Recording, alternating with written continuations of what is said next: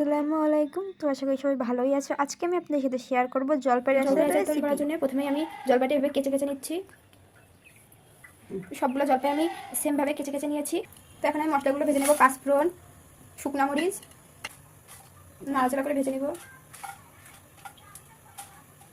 তো মশলাগুলো আমার সব ভাজা হয়ে গেছে। এখন আমি গুঁড়ো করে নেব এগুলো সব একসাথে।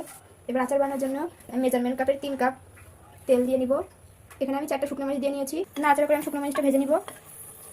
এবার আমি দিয়ে দিব 3-4টা রসুন কুচি, দিয়ে খুব নাড়াচাড়া করে ভেজে দিব। এবার দিয়ে দিব পরিমাণ মতো চিনি। তো রসুন কুচি দিয়ে আমি হালকা ভেজে নিয়ে 1.5 কাপ পরিমাণ চিনি দিয়ে দিয়েছি। এবার জলপাইগুলো দিয়ে দেবো। আপনারা কিন্তু মিষ্টির পরিমাণটা নিজেদের মতো দিবেন। আমরা একটু মিষ্টি কম খাই বলে একটু কম দিয়েছি। আপনারা যদি বেশি খাই তাহলে পরিমাণটা একটু বেশি বাড়াতে পারেন। তো আমি এখন চিনির সাথে জলপাইটা খুব ভালো করে নাড়াচাড়া করে একসাথে মিশিয়ে নিচ্ছি। এখন আমি সামান্য পরিমাণে একটু পানি দিয়ে দিচ্ছি। এবার দিয়ে দেবো 1/2 চামচ হলুদ গুঁড়ো, স্বাদ মতো লবণ। তো আগে যে মশলা ভেজে রেখেছিলাম ওইটা আমি আধা ভাঙা করে দিয়ে দিচ্ছি। নাড়াচাড়া করে জলপাইয়ের সাথে খুব ভালোভাবে মশলাটা মিশিয়ে নিচ্ছি। তো আচারটা অনেক দিন ধরে সংরক্ষণ করার জন্য আমি এখানে ভিনেগার ইউজ করছি। যদি আপনারা ভিনেগার ইউজ করেন তাহলে আচারটা অনেক দিন সংরক্ষণ করতে পারবেন, তাহলে আর নষ্ট হবে না। আচারটা আমার তৈরি করা হয়ে গেছে। এখন আমি সার্ভ করে নিব। আর দেখুন আচারটার কালারটা কতটা সুন্দর এসেছে, দেখেই বুঝতে পারছেন যে আচারটা কেমন হয়েছে। তো রোজার বান্ধবী এসেছে, আজকে ওদের দুজনকে আমি আচার খেতে দিয়েছি আচার তৈরি করেছি বলে। তো ওরা বলবে যে কেমন হয়েছে আচার। তো খাও, খেয়ে বলো কেমন হয়েছে।